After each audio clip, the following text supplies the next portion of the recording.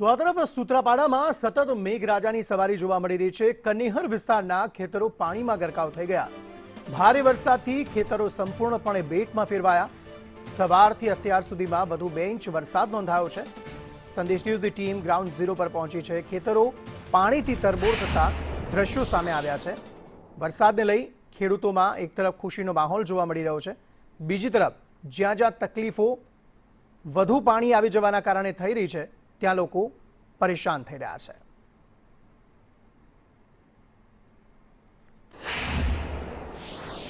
ગીર સોમનાથ જિલ્લાના આજે ત્રીજા દિવસે પણ અવિરત મેઘ સવારી ચાલી રહી છે। ખાસ કરીને વેરાવળ અને સૂત્રાપાડા તાલુકોને મેઘરાજા જાણે ધમરોડતા હોય તેવી સ્થિતિ નજરે પડી રહી છે। છેલ્લા 24 કલાકમાં 12 ઇંચ વરસાદ ખાબક્યા બાદ વધુ બીજો 2 ઇંચ વરસાદ પડ્યો છે। સૂત્રાપાડા તાલુકાનો આ કન્હાર વાડી વિસ્તાર છે। સંદેશ ન્યૂઝ ગ્રાઉન્ડ ઝીરો પર પહોંચ્યો છે।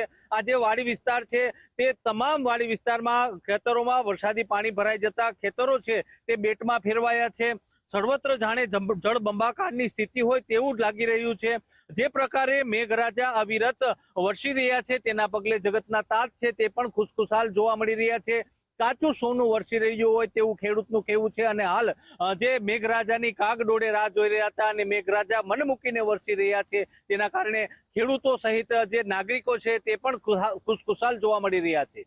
રાકેશ આહિર, સંદેશ ન્યૂઝ, ગીર સોમનાથ।